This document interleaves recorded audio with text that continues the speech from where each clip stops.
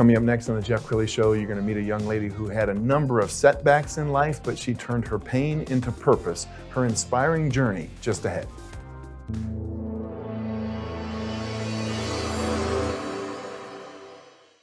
Many are predicting that the worst is yet to come, which is unfortunate, said one person here.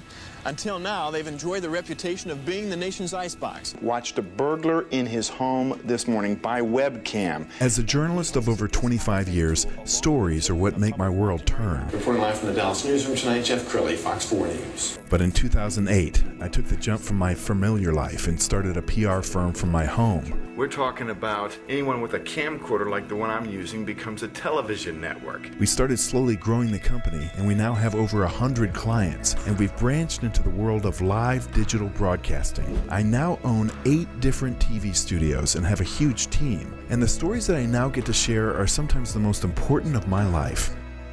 Life has a funny way of coming around full circle. This is the Jeff Crilley Show. She spent 22 years serving our country in the U.S. Air Force, and she almost lost her life.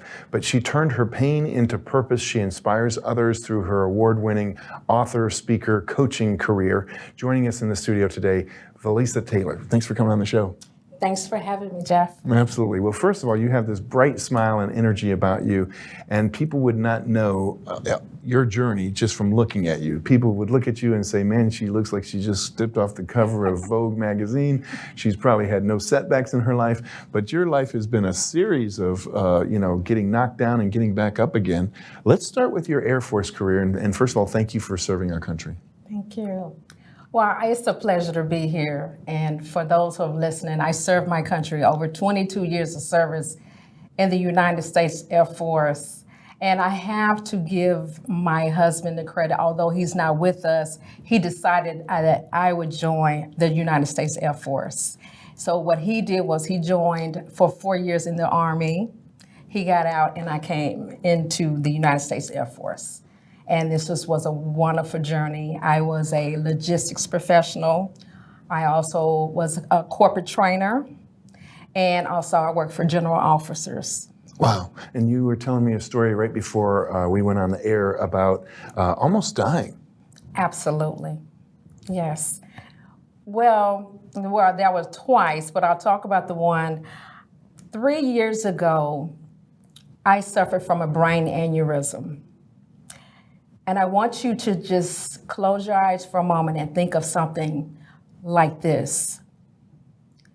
You didn't have any sidebacks or anything that really said that you were in pain or anything.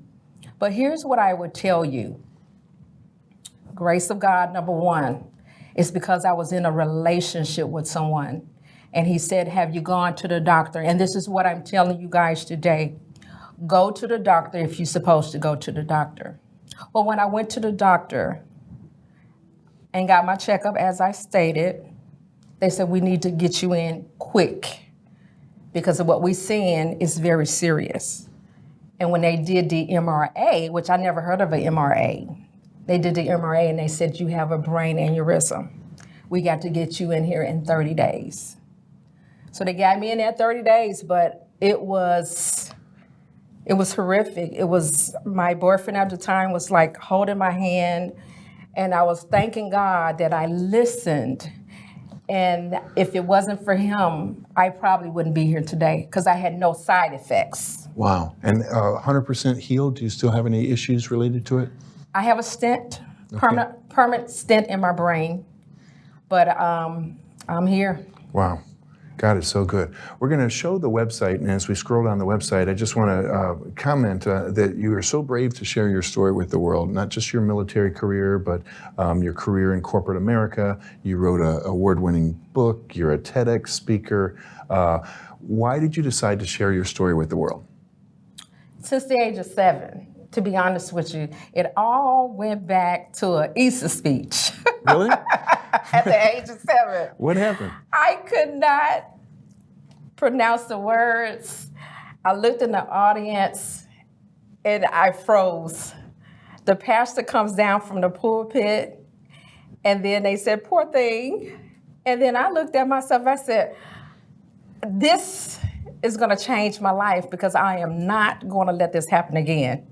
So that was years ago, but it was my journey to say, you know what, nothing's ever going to stop me. Yes, and I think a part of your blessing is that you give back. I know you're big into philanthropy. I found one of the videos on YouTube. Let's go ahead and roll that now. Well, hello everyone. I'm Valessa L and this is Karen. Karen, where are we at? We are in Frisco, Texas.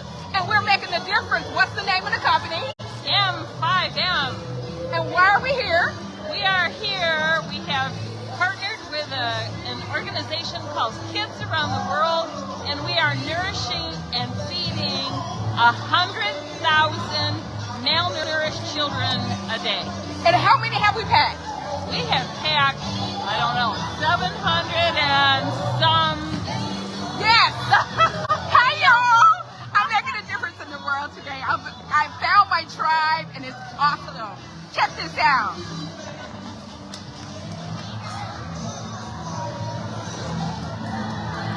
Bye, guys. Gotta go. Okay, tell us more about that. The event was a wonderful journey, and here's what happened. Being there at the right place at the right time. That's all it was. I went in and I did a pitch. I was I was at a restaurant and I ate and I just felt like a need to just still go somewhere to get out. So I went in there and I saw a lady there and I said, hey, what's going on? And she says, oh, we're having this particular event that's going on. And I said, hey, well, I would like to know more about it. And she said, sure. And so I talked to her about what I do. I told her I was an author, speaker, and life coach. She said, I'd like to know more about what you do. And we started talking, and the rest is history, just within 24 hours. Wow, that's amazing. Yeah, you are a TEDx speaker. I envy you for that. I've never given a TEDx talk, and that's you have to really discipline yourself because it's timed and you can't go over. And so tell us about your TEDx speech and what you covered in that speech. Okay, guys, buckle up because it's going to get really, really good, okay? The TEDx speech is really about listening to God's whisper. So this is what I ended up doing. This TEDx speech was called Resilience is the Secret to My Success. Now, what I spoke about was not what I was approved for, okay? So what I ended up doing was, the journey was, I was supposed to have a person that was supposed to interpret, but at the last minute, she backed out. So I said, I'm going into Mexico, where most of the people don't speak English. So how am I going to captivate their attention? Well, this is what I did. I said in Spanish, hello, how are you? And I hooked them with that. And I just scanned the room and I felt the energy of that crowd. And when I gave my speech, I talked about my trauma. I talked about serving my country. I talked about going to the core. And the beautiful thing about it, I talked about the influential women, which is my grandmother and my mother, that played a pivotal role in my life to become resilient and be powerful and to walk into my purpose. Wow. You also wrote an award-winning book.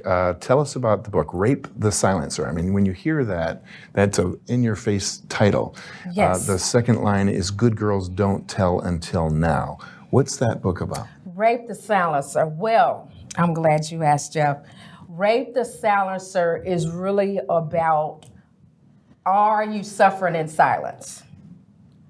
What I ended up doing was telling my story about listening to, am I suffering in silence? So what I end up doing is writing that fearless letter to my abuser, reading it out loud, and start journeying out my pain to purpose with power is what I did.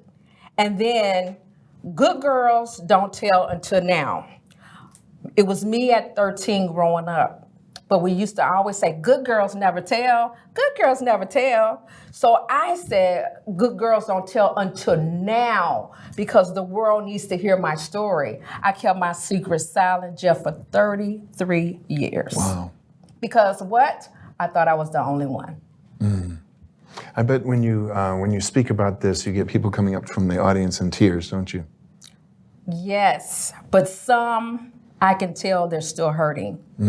I can see when you coach people, you automatically can tell where their journey is and where it ends because you were there. Yes. My purpose is to share my story, not to judge them, to guide them and show them love and passion that I went through this. I'm here to support you. I will not look down upon you, and I'm here to love you and show you that, hey, your story is powerful and we can change the world by what you tell the world. It's so powerful. Okay, tell me about your coaching clients. What kind of people do you like to work with? The people I like to work with is corporate America. I also like to talk to the students at high schools. The reason why corporate I like to do that because I talk about inclusive leadership, which is so important. So when I talk about the inclusive leadership, I look at that as inclusive leadership like a book. That's the analogy. Looking at a book, reading the chapters. Sure. Going into understanding the core mission, the values, and why are we here. We want to get rid of the silos. We want to bring us together and show that we can make a difference on a daily basis. Yes. And that's the chapter of the book. That's every page that we turn. It's a mission to remain resilient on the journey. And with the students, I was just at the Dallas ISD, we talked about mental illness. My journey is to share something so powerful and say, look at me. But I'm gonna tell you something. If I didn't give that pen out and that paper and start journaling, I don't know if I would be here today. Wow. So if you're listening to me right now, and you feel like hope is gone, I want you to grab a pen. I want you to grab some paper. I want you to go to a quiet spot and start going to the core of who you are. And I promise you, you will feel much better. Oh, you have the heart of a preacher. Have you been told that? So we've only got a couple of minutes left. So speak to the person who's struggling right now, because people are tuning in for various reasons to this show. Speak to the person who's wrestling with something.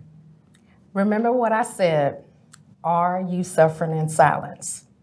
Again, I want you to get that pen out and that paper out and start writing out everything that has bothered you in the past. You are not alone. You are in my thoughts and prayers.